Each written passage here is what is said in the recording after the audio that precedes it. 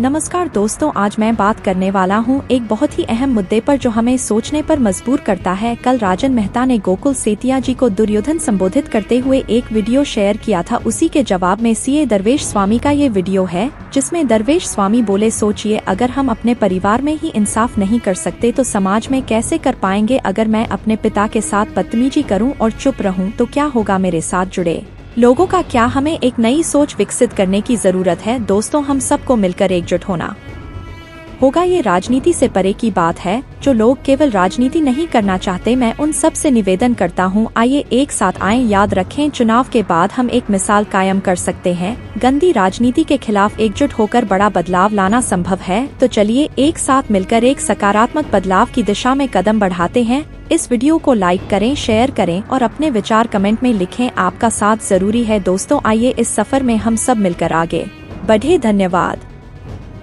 नमस्कार सिरसावासियों, और एक विशेष नमस्कार राजन मेहता जी को भी। विशेष नमस्कार इसलिए बिकॉज अभी मैंने राजन मेहता जी की एक वीडियो देखी, किसी प्राइवेट यूट्यूब चैनल पे या फेसबुक चैनल पे अपलोड की हुई थी।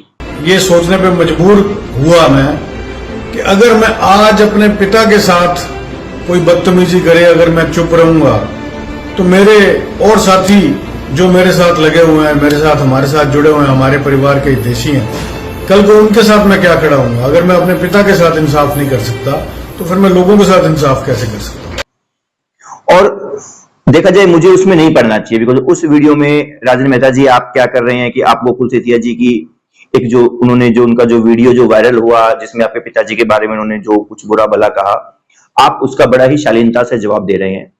तो बट मेरा काम नहीं होना चाहिए कि इसमें मैं कोई कमेंट करूं, लेकिन मेरा इस पे एक विशेष मनोभाव था कि जो मैं काफी टाइम से, ऐसा नहीं है कि अभी, जिस दिन आपका मैंने एक पोस्टर देखा था, जब आपके शहर में जब पोस्टर लगे तो लिखा था कि एक वोट शराफत को, तो वो मेरे को बड़ा एकदम से वो अट्रैक्टिव लगा। मैं कि यार ये पर्सन कौन है। हालांकि देखो नाम से आपको सारा शहर जानता है, बट आपका व्यक्तित्व क्या है वो मुझे नहीं पता था, बिकॉज हम सभी, आपको पता ही है कि गैर राजनीतिक लोग हैं, नॉन पॉलिटिकल लोग हैं, कभी इंटरेस्ट नहीं लिया पॉलिटिक्स के अंदर। तो पहली बार जब आए तो मुझे लगा कि हाँ भी इस पर्सन के बारे में पता करूं। तो जितना मैंने आपके और आपके पिताजी के बारे में पता किया, तो वहां से मुझे भी यही लगा कि हाँ भाई, अगर मेरा किसी से कंपटीशन है इमेज के मामले में, या फिर जब लोग कहते हैं ना सही कैंडिडेट कौन है, भी अच्छा कैंडिडेट कौन है, सही चरित्र का व्यक्ति कौन है, तो उसमें मुझे एक नंबर पे आपकी ही फैमिली लगी। चाहे आप आते, आपके पिताजी इलेक्शन लड़ते, तो हम लोगों ने डिस्कस भी किया था कि जब ये इलेक्शन का जब लास्ट में जब खिचड़ी बनेगी, हमारे मुंह से कभी भी प्रत्यक्ष या अप्रत्यक्ष रूप से आप पे कभी भी कोई भी कमेंट नहीं जाना चाहिए, क्रॉस कमेंट नहीं जाना चाहिए, जो कि आमतौर पे राजनीति के अंदर तंज कसे जाते हैं, बट ऐसा कभी कोई तंज नहीं जाना चाहिए। और वो जो हमारा डिसीजन था, वो आज जो आपकी शैली थी इस वीडियो में बोलने की, वो हमें बहुत अच्छी लगी, मुझे स्पेशली बहुत अच्छी लगी। इसी कारण शायद मैं स्पेशली ये वीडियो बना रहा हूं, जनता के लिए, आपके फॉलोअर्स के लिए और आपके लिए, कि इतनी शालीनता आमतौर पर किसी भी कैंडिडेट में देखी नहीं जाती। और आपने वीडियो में सही कहा है, ये चीजें, हमारा जो चरित्र है, वो हमारे संस्कार, हमारी परवरिश, ये सब चीजें डिसाइड करती है कि हम कैसे पले बड़े हैं और किस हिसाब से हम बात करते हैं।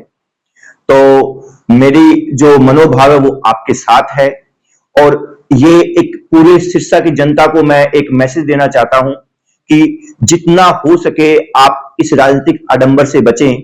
जितना अटैकिंग कोई व्यक्ति बोल रहा है, आप उसकी प्रवृत्ति को समझने की कोशिश कीजिए कि हाँ भी कोई व्यक्ति किस तरीके से बात कर रहा है, उसके संस्कार कैसे हैं।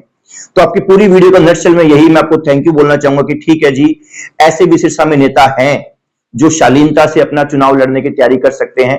बट ये भी मैं आपको एक मैसेज देना चाहूंगा कि शायद आप एक बहुत बड़े राजनीतिक कीचड़ का गलत हिस्सा है।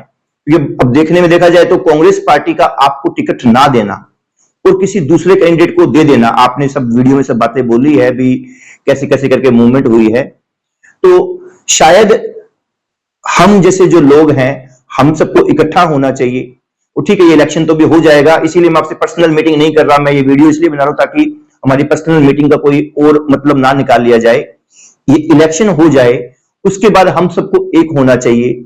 जो सामाजिक समस्याएं, ठीक है हम सभी अपना काम कर रहे हैं, आप भी अपना कोई बिजनेस करते होंगे, मैं अपना ऑफिस चलाता हूं, वो काम धंधे तो चलने ही हैं।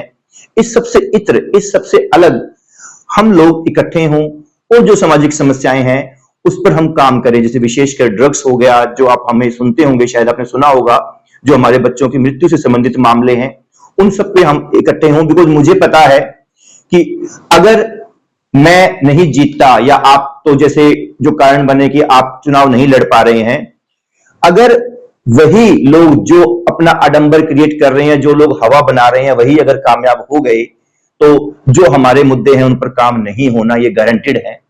तो आपसे निवेदन है, और भी अन्य लोग जो किसी कारण से चुनाव नहीं लड़ पाए, उन सबसे निवेदन है जो अच्छी सोच के मालिक है, जिन्हें केवल राजनीति नहीं करनी है, वो कृपया करके इकट्ठे जुड़े। इलेक्शन के जस्ट बाद हम सब लोग जुड़े, हम सब लोग मिलें, और आने वाले समय में एक ऐसी मिसाल का एक कायम करें कि हाँ भाई, जो गंदी राजनीति है उसके अलावा भी इकट्ठे होकर जब सब शक्तियां मिलेगी तो बहुत बड़ा समाज में बदलाव ला सकती है।